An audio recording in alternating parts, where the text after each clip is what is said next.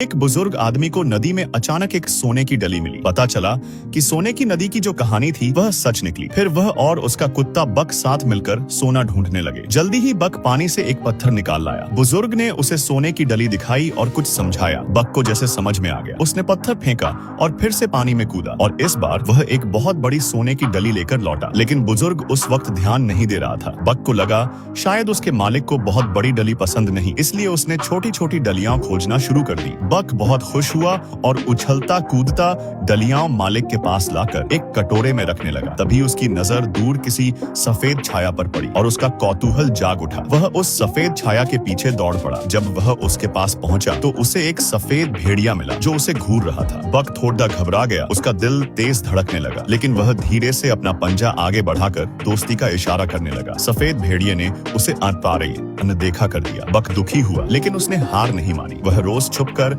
पहाड़ी से सफेद भेड़िए को देखता रहता। एक दिन भेड़िया अपने झुंड के साथ शिकार पर निकला। उनका निशाना एक जंगली सुअर था, लेकिन जैसे ही एक भेड़िया हमला करने बढ़ा, उसका पैर फिसला और वह तेज बहती नदी में गिर गया। उसने किसी तरह एक सूखी लकड़ी को पकड़ लिया, लेकिन पानी बहुत तेज था और वह बाहर नहीं आ पा रहा था। नीचे एक खाई थी, अगर वह वहां गिरता जाता। भेड़ियों का झुंड किनारे पर खड़ा कुछ नहीं कर पा रहा था। तभी अचानक एक बड़ा सा शरीर शायद भेड़िए के पास से छलांग लगाकर नदी में कूदा। वह बक था। उसने अपने शरीर से सूखी लकड़ी को सहारा दिया और डूबते भेड़िए को बाहर निकाल लिया। बक खुद भी थक कर गिर पड़ा, लेकिन उसने भेड़िए की जान बचाई। इस बहादुरी से न केवल उसे सफेद भेड़िए की स्वीकृति मिली, बल्कि पूरा भेड़िया झुंड उसे अपनाने लगा। अब वह उनके साथ खेलता, शिकार करता और जीता। बुजुर्ग को अब रोज ताजा शिकार खाने को मिलता, लेकिन वह जानता था कि बक का असली घर यही जंगल है। इसलिए उसने तय किया कि वह लौट जाएगा और इंसानी दुनिया में वापस चला जाएगा। जाने से पहले उसने अधिकतर सोना वापस नदी में फेंक दिया और केवल कुछ ही डलियां अपने लिए रखी। अगले दिन जाने की तैयारी के बाद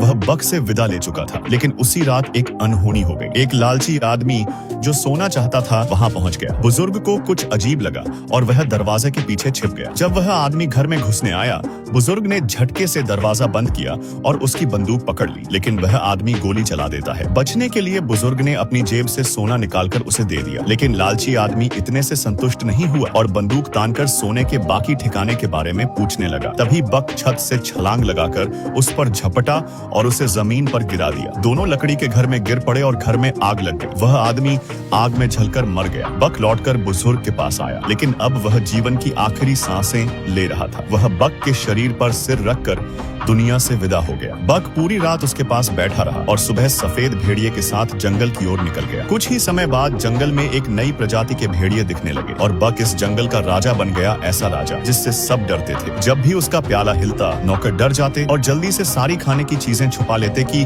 कहीं बक देख न ले। अच्छा हुआ कि वह अंदर आने से पहले ही सब कुछ छिपा लिया गया। वह नौकरों को घूरता और अलमारी की तरफ जाता, फिर मासूम बनने का नाटक करता। लेकिन अब उसकी ये चालें बेकार हो चुकी थी। नौकर उसे शालीनता से रसोई से बाहर निकाल देते। उसका नाम बक था और वह घर में पूरी तरह मनमानी करता था, क्योंकि उसका मालिक एक बहुत बड़ा अमीर आदमी था जो उसे बहुत चाहता था। लेकिन आज उस अमीर का जन्मदिन था। उसने बक को बाहर निकाल दिया ताकि आज का दिन शांति से गुजरे। लेकिन जैसे ही वह यह कह ही रहा था, बक एक जंगली खरगोश के पीछे दौड़ पड़ा। जब वह लौटा तो उसने देखा कि खाने की मेज पर स्वादिष्ट भोजन परोसा गया है और परिवार फोटो खिंचवाने की तैयारी कर रहा है। तभी देखा गया कि बक एक मुर्गी की टांग मुंह में लिए मंच के बीचों बीच बैठा है। अमीर आदमी को समझ आ गया कि कुछ बहुत गड़बड़ हो गई है। मेज पर खाना बिखरा हुआ था और सब कुछ अस्त व्यस्त हो चुका था। वह गुस्से से पागल हो गया। उसने बक को सजा देने के लिए उसे रात भर गलियारे में बंद कर दिया। उसे क्या पता था कि यही रात बक की जिंदगी बदल देगी। माली पहले से बक पर नजर रखे था। उसने खाने का लालच देकर बक को लकड़ी के बक्से में बंद कर दिया। जब बक्सा बंद हुआ तब बक को समझ आया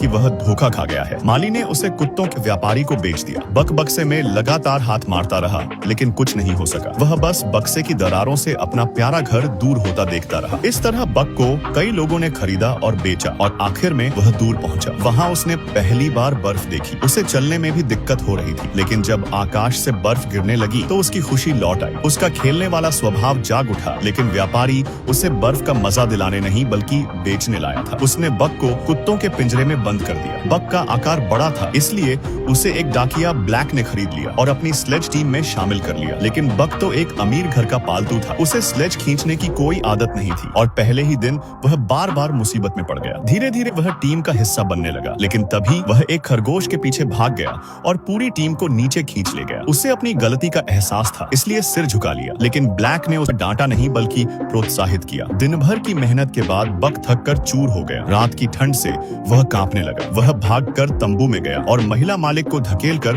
खुद उसकी जगह सो गया। तब उसे समझ आया कि वह पालतू अमीर कुत्ता नहीं रहा। उसे अब इस नए जीवन के अनुसार ढलना पड़ेगा। लेकिन यह तो बस शुरुआत थी। जल्द ही उसे पता चला कि एक हस्की कुत्ता जबरदस्ती पानी के गड्ढे पर कब्जा कर रहा था और किसी और को पीने नहीं दे रहा था। बक ने एक और जगह बर्फ तोड़कर बड़ा गड्ढा बनाया ताकि बाकी कुत्ते भी पानी पी सके। इससे वह हस्की नाराज हो गया। हुडिन डस गया। रात में उसने बक के सामने किसी और का खाना छीन लिया। बक ने खुद कुछ न कहा, लेकिन अपना खाना उस साथी को दे दिया। तब से वह हस्की बक से बदला लेने के मौके तलाशता रहा। धीरे धीरे समय के साथ बक टीम में घुल मिल गया। स्लेज कुत्ते की जिम्मेदारी और मेहनत ने उसे आत्मविश्वास और खुशी दी।